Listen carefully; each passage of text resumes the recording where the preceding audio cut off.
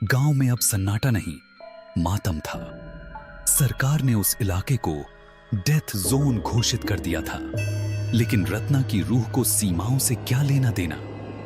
उसकी प्यास अब महल से निकलकर पूरे गांव की ओर बहने लगी थी। एक आखिरी कोशिश। शहर से एक अघोरी रुद्र इस शाप को खत्म करने आया।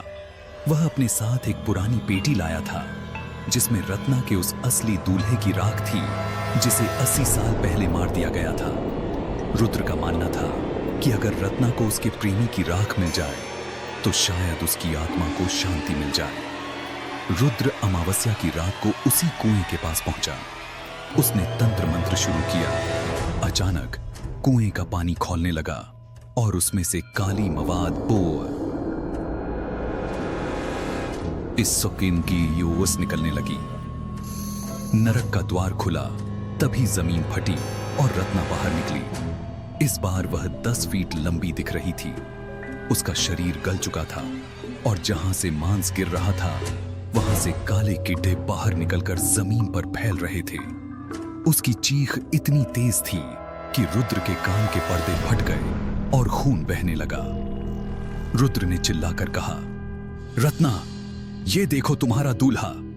अपनी अधूरी शादी पूरी करो और मुक्त हो जाओ। उसने वह राख हवा में उद्धा दी। उम्मीद की जगह और भी भयानक तबाही। लेकिन जो हुआ उसकी कल्पना किसी ने नहीं की थी। रत्ना ने उस राख को अपनी हड्डियों वाले हाथ में पक डी डी धा और उसे खा गई। उसकी आंखें जो काले गड्ढे जैसी थीं, अब दहकते हुए अंगारों की तरह जलने लगीं।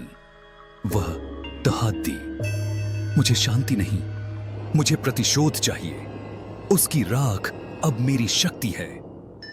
उसने रुद्र को हवा में उठाया और उसके दोनों हाथों को पकड़कर विपरीत दिशा में खींचा।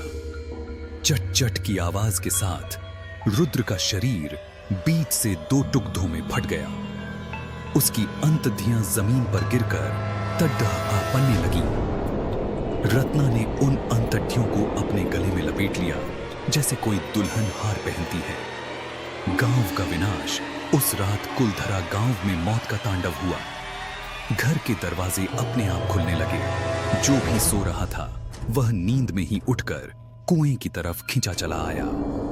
रत्ना ने एक एक करके हर पुरुष को कुएं में उल्टा लटका दिया और उनकी खाल उतारकर महल की दीवारों पर सजा दी।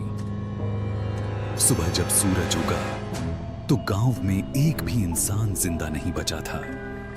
पूरे गांव की गलियों में लाल सिंदूर की जगह इंसानी खून की नदियां बह रही थीं।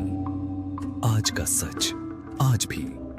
अगर आप गूगल मैप्स पर उस इलाके को देखें तो वहां सिर्फ खंडहर दिखते हैं, लेकिन सैलानी कहते हैं कि पूर्णिमा की रात को आज भी वहां से एक ही आवाज आती है। हजारों मर्दों के एक साथ चीखने की आवाज और उनके बीच एक औरत के खिलखिलाकर हंसने की आवाज।